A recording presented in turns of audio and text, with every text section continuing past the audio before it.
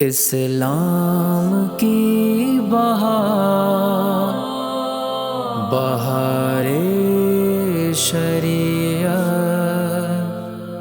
تمام تعریفیں اللہ وحدہ لا شریک کے لیے. کروڑوں درود و سلام اللہ کے آخری نبی حضرت محمد مصطفیٰ صلی اللہ علیہ وآلہ وسلم کی ذات بابرکات پر. ناظرین کرام، السلام علیکم ورحمۃ اللہ وبرکاتہ. میں ہوں آپ کا میزبان محمد طاہر قادری، اور آپ دیکھ رہے ہیں بہت خوبصورت پروگرام جس میں مسائل کا شرعی حل ایک عالم دین سے، مفتی صاحب سے پوچھا جاتا ہے تاکہ آپ کی ہماری پریشانی دور ہو جائے، مسئلہ نہ رہے بلکہ حل بن جائے. جی ہاں، IDS بہار شریعت.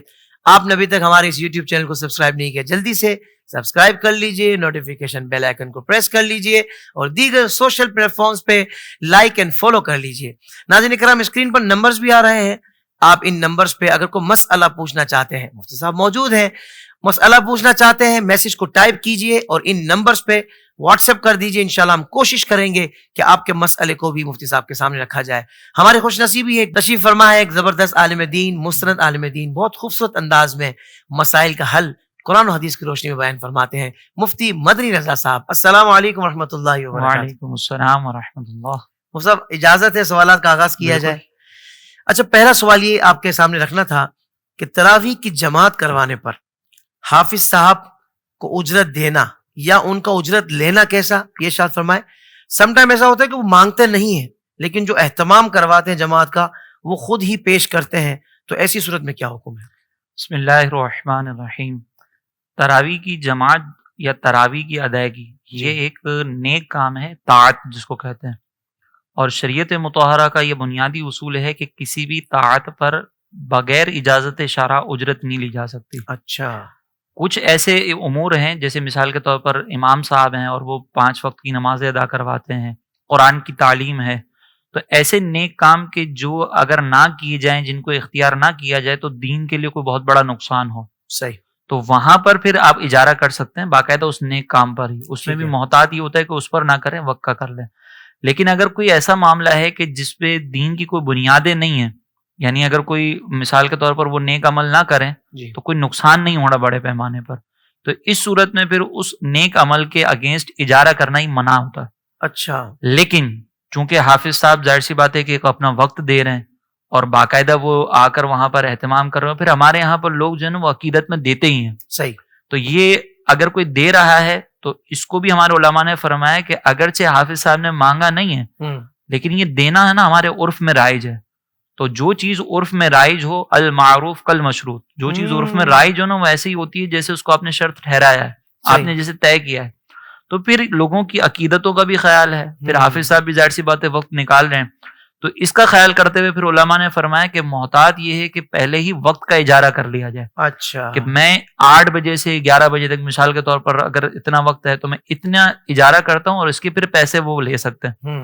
اور جو محتممین ہیں وہ پھر اجارہ کرنے کے بعد کوئی بھی کام اس سے کروا سکتے ہیں. اب چاہے وہ باقاعدہ امامت کے مصلی پہ کھڑا رکھیں، چاہے وہ پیچھے سماعت پہ کھڑا رکھیں، چاہے کوئی بھی کام نہ لیں، ویسے ہی امام صاحب جو وہاں پر آ کے نماز پڑھا رہے ہیں وہ کچھ بھی کر سکتے ہیں.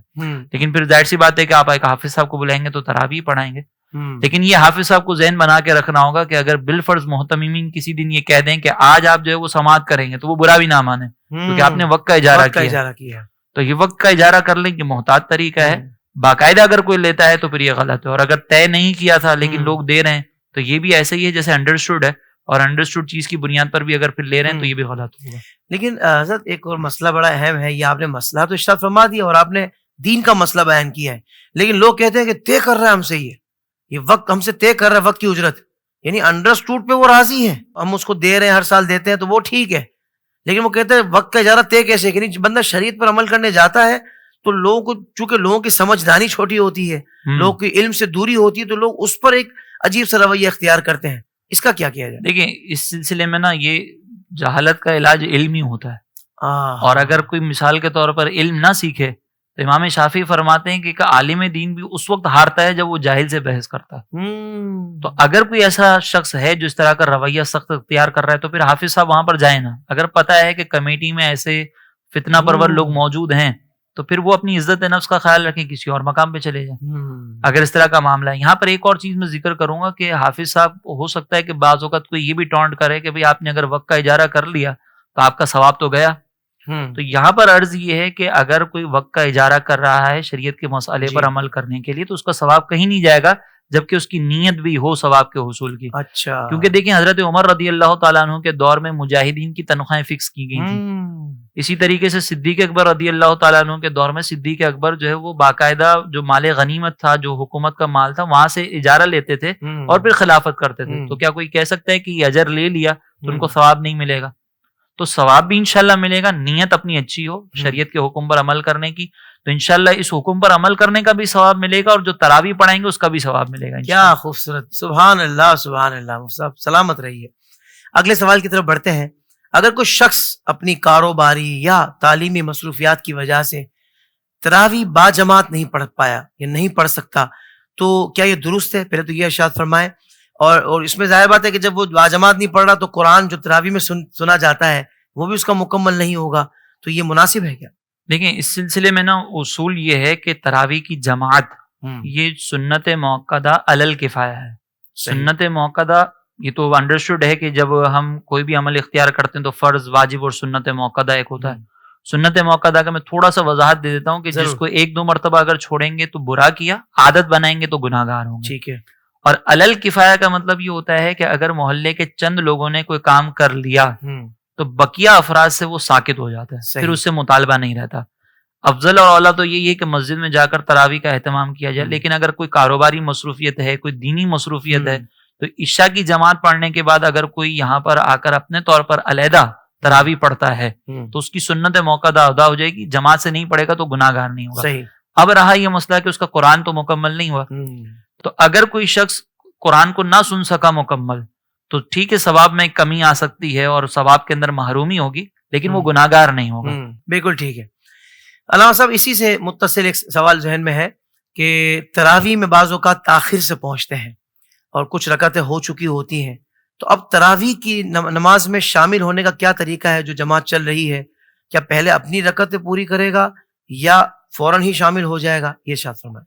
اس سلسلے میں حکم شرع یہ ہے کہ اگر آپ پہنچے اور عشاء کی نماز آپ نے نہیں پڑھی پہلے تو وہ پڑھیں گے, پہلے عشاء کی نماز, کیونکہ عشاء کی نماز کے بعد ہی تراویح کا وقت شروع ہوتا ہے. ٹھیک ہے. اب اگر آپ نے عشاء کی نماز پڑھ لی اور امام صاحب کچھ رکعتیں پڑھ چکے ہیں تو آپ ابھی امام صاحب کے ساتھ شامل ہو جائیں. بعد میں جب وطر پڑھیں گے امام صاحب, جیسے ابھی آخر میں وہاں پہ 20 رکعتیں مکمل ہوئی, آپ کی جیسے 16 ہوئی ہیں, تو وہ امام صاحب تو پہلے وطر پڑھیں گے, پوری جماعت کے ساتھ وطر پڑھیں گے, آپ اپنی بقیہ رکعتیں جو رہ گئی ہیں وہ مکمل کر لیں. یہ نہیں ہے کہ آپ پہلے اپنی جو 4-5 رکعتیں رہ گئی ہیں, 8 رکعتیں رہ گئی ہیں, پہلے وہ پڑھیں اور پھر امام کے ساتھ شامل ہو. اس میں بعض اوقات یہ کرتے ہیں کہ وہ جلدی جلدی پڑھتے ہیں اور اس کے اندر جلدی پڑھنے میں بعض اوقات واجبات بھی ترک کر دیتے ہیں کہ ہمیں امام کو پکڑنا ہے. تو امام صاحب کے ساتھ متصل ہو کر پڑھنا یہ ضروری نہیں ہے, آپ پہلے امام صاحب کے ساتھ جتنی رکعتیں ملیں وہ پڑھ لیں اور بعد میں پھر اپنی مکمل کر لیں. یعنی تاخیر سے پہنچے, سب سے پہلے آپ نے عشاء کی نماز کی فرض اور سنتیں پڑھنی ہے, پھر امام صاحب جو رکعتیں جہاں ان کی پہنچی تھی ان کے ساتھ شامل ہو جائے. عشاء کی سنتیں بھی بعد میں پڑھ سکتے ہیں, سنتیں بعد میں پڑھ سکتے ہیں, وہ بھی بعد میں پڑھ سکتے ہیں. سنت تو بس عشاء کے فرائض کے بعد آپ نے پڑھنا ہے, فرائض سے پہلے نہیں پڑھ سکتے, فرائض کے بعد آپ اس جماعت میں شامل ہو جائیں. وہ جتنی رکعتیں امام صاحب کے ساتھ مکمل آپ کی ہو گئی, باقی رکعتیں آپ جو باقی رکعتیں پھر بعد میں اس کے بعد آپ پڑھ لیں گے. خوبصورت انداز سے آپ نے یہ مسئلہ بھی واضح کر دیا. اچھا مفتی صاحب, بعض اوقات ایسا ہوتا ہے کہ کسی گھر کے اندر یعنی ایک خاتون ہے جو اپنے سسرال میں ہے اور وہ خود روزے دار ہے ماشاءاللہ, سمجھتی ان چیزوں کو, لیکن ان کے سسرال والے روزہ نہیں رکھتے.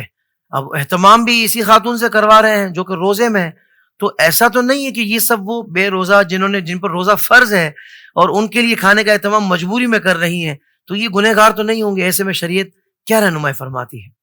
یہ واقعی ایک ہمارے معاشرے کی دردناک تصویر ہے جس میں ہم یہ دیکھتے ہیں کہ ہمارے یہاں پر اب اکثر لوگ جو ویل ایجوکیٹڈ اپنے آپ کو سمجھتے ہیں وہ روزے وغیرہ کے سلسلے میں کہتے ہیں کہ ٹھیک ہے یہ تو آپشنل چیز ہے, ہم نے رکھنا ہے تو رکھیں, نہیں رکھنا تو نہیں رکھیں. ابھی پچھلے ہم نے پروگرام میں یہ بات ذکر کی تھی کہ یہ ہم پر تاکید کے ساتھ فرض کیا گیا ہے, تو اگر کوئی چھوڑتا ہے تو وہ اسلام کی بنیادوں میں سے ایک بنیاد کو تو گرانے والا ہے. تو پہلے تو اس کو اس بات پر غور و تفکر کرنا چاہیے کہ میں کر کیا رہا ہوں. اللہ. دوسری بات یہ کہ پھر اتنی بے شرمی کے ساتھ باقاعدہ اہتمام کرنا کہ ہم باقاعدہ دسترخوان لگا رہے ہیں, اور ہٹے کٹے لوگوں کو دیکھا گیا ہے کہ بعض اوقات اس طرح کے افعال سرزد ہو رہے ہوتے ہیں ان سے, تو ان کے لیے تو بڑی دردناک وعیدیں ہیں. بہرحال اب یہ خاتون کا مسئلہ ہے کہ بیچاری خود روزے سے ہے اور کوئی سسرال وغیرہ کا معاملہ ہے, اب وہاں پہ کس طریقے سے وہ آواز اٹھائے. تو اولن تو اصول یہ ہوتا ہے کہ اگر وہاں پر یہ احتجاج کر سکتی ہیں حکمت کے ساتھ اور تھوڑا سا سمجھانے والے انداز میں، اور یہ کہہ دیں کہ بھائی میں یہاں پہ یہ کام نہیں کروں گی، تو وہ گناہ کر رہے ہیں، یہ گناہ میں تعاون نہ کریں.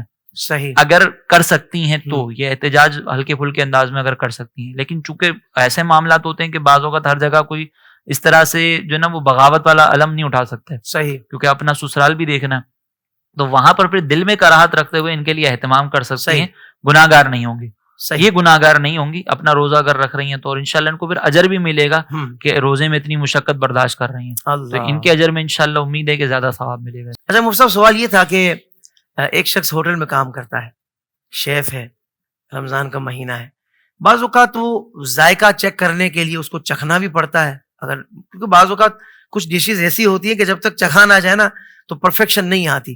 تو ایسی صورت میں کہ اس کا روزہ ہے، رمضان کا مہینہ ہے، تو وہ چکھنے کی اس کو اجازت ہے اور کس حد تک اجازت ہے؟ بس ایسا نہ ہو کہ چکھنے میں ہی ساری پلیٹ کھا جائے.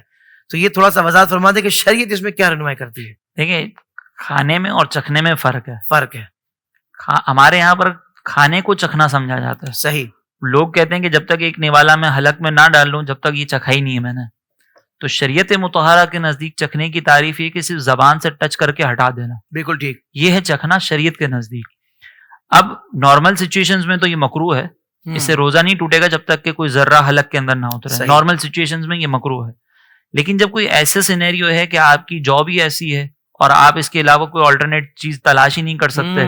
اب جیسے مثال کے طور پر عمومی طور پہ ہم پاکستان کے سینیریو میں دیکھیں گے نا تو ہمیں یہ بات شاید عجیب لگے، لیکن آپ باہر ممالک میں جائیں وہاں پہ اس طرح کے سینیریوز ہوتے ہیں کہ آپ کسی ایسے کنٹری میں کام کر رہے ہیں کہ جہاں پہ ہوٹل کی انتظامیہ جو وہ مسلمان نہیں ہے، ان کو تو اپنی پرفیکشن چاہیے، اور اگر آپ نہیں دیں گے تو وہ آپ کو جاب سے باہر بھی نکال سکتے ہیں. تو فائر ہو جائیں پھر اس کے بعد بے روزگاری ہو جائے تو شریعت اس طرح کی مشقت میں ڈالنا جو ہے وہ پسند نہیں کرتی ہے. صحیح. لہٰذا یہاں پر پھر رعایت یہ کہ وہ صرف زبان پہ رکھ کر ٹیسٹ کا اندازہ کریں گے. اس میں احتیاط یہ ضروری ہے کہ وہ حلق سے نیچے نہ اترے. صحیح. اور یہ بھی صرف مجبوری کی صورت میں اجازت ہے. اگر کوئی نارمل سچویشن میں اس طرح کرنا چاہے تو نہیں کر سکتا. جیسے مجبوری کی ایک اور صورت یہ ہو سکتی ہے کہ خاتون ہے، یہی جیسے آپ نے سسرال والی بھی بات کی کہ اگر سسرال کے اندر کوئی ایسا کھانا پکا رہی ہیں اور پتا ہے کہ ساس جو ہے وہ افطاری کے ٹائم پر پھر ستیہ ناش کر دیں گی، تو اس صورت کے اندر جو ہے وہ اگر تھوڑا سا کوئی خاتون چکھ لیتی ہیں، چکھنا یعنی زبان پہ ٹیسٹ کر لیتی ہیں، حلق سے نیچے نہ اترے، تو پھر اس کی اجازت ہو. اور چکھنے کے بعد فوراً کلی کر لیں، اور جو نا مسئلے سے بھی بچ جائیں گی. سبحان اللہ سبحان اللہ. ٹھیک ہے ناظرین کرام، آپ دیکھ رہے ہیں آئیڈیاز بہار شریعت. آپ کو بھی کوئی مسئلہ درپیش ہے جلدی سے میسج ٹائپ کیجئے اور اسکرین پہ جو نمبرز آ رہے ہیں اس پر ہمیں واٹس ایپ کر دیجئے. ہم مفتی صاحب کے سامنے آپ کا مسئلہ رکھیں گے، انشاءاللہ مسئلہ نہیں رہے گا. اللہ نے چاہا تو آپ کو اس کا شرعی حل مل جائے گا. یہ ایپیسوڈ کا وقت ہمارا مکمل ہوا. ابھی دیگر مسائل جو ہیں ہمارے پاس ان کو لے کر ہم دوبارہ مفتی صاحب کے سامنے رکھیں گے اور انشاءاللہ اس کا حل جانیں گے. اگلے ایپیسوڈ تک کے لیے ہمیں اجازت دیجیے. السلام علیکم ورحمۃ اللہ وبرکاتہ.